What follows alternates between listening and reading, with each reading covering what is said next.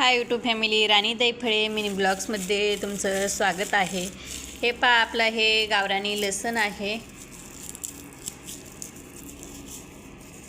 ही गावरानी लसण हे पहा, अशा मी मस्तपैकी पाकळ्या तयार करून घेत आहे, कारण की हे नंतर फटकल्यानंतर पाकळ्या तयार होतात। कारण आपल्याला शेतामध्ये हे लसण लावायचं आहे, त्याकरताच मी असं खालीच फोडून घेत आहे, कारण की ती खालचा लसण जे आहे आपला खराब नाही झाला पाहिजे।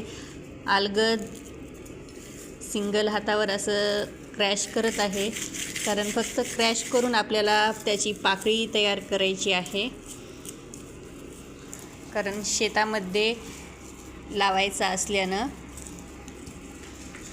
कुणाकुणाचा लसण लावणं झाला, कुणाकुणाचा नाही, नक्कीच मला कमेंट करून सांगा। आमचा पण लावायचा आहे, लावण्यासाठीच ते तयारी चालू आहे।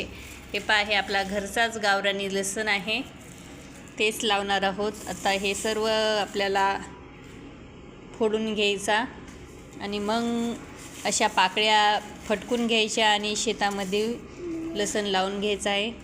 चला तर मग यूट्यूब फॅमिली, बाय, भेटूत अशाच नवीन एखादी ब्लॉगमध्ये। चला बाय।